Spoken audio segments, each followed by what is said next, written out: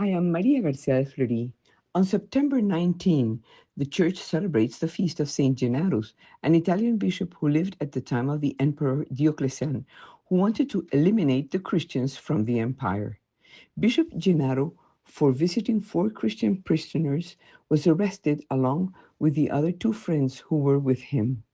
All three were interrogated and tortured, but held firmly in their faith. The seven of them were sentenced to be thrown to the beasts in the arena of the amphitheater. To the disappointment of the public, the hungry and provoked beasts only roared meekly without approaching their alleged victims. The people, blinded by the passions that feed on violence, yelled out that they should be killed. Right there, the seven confessors were sentenced to die beheaded, and in the same place they were buried. The Christians of Naples, Italy, obtained the relics of St. Gennaro's, and years later, in 1497, they transferred them with all solemnity to Naples, which since then honors and venerates St. Gennaro's as its main patron.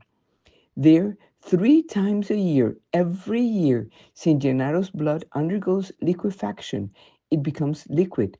The three dates are the day of the transferred the remains to Naples. It was the Saturday before the first Sunday in May, the feast of the saint, that is September 19, and the anniversary of its intervention to avoid the effects of an eruption of Volcanus Vesuvius in 1631, December 16. On the appointed day, a priest exhibits the famous relic on the altar.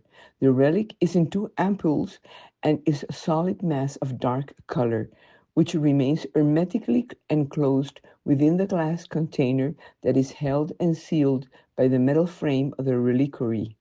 A priest, or generally the Archbishop of Naples, while the people pray, shake the reliquary, turn it upside down, and the mass that was black, solid, dry, and adhered to the bottom of the bottle detaches and moves.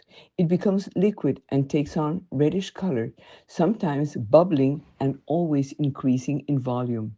This process lasts between 2 minutes and an hour. The dark substance that is said to be the blood of St. Gennaro's does not always occupy the same volume within the container.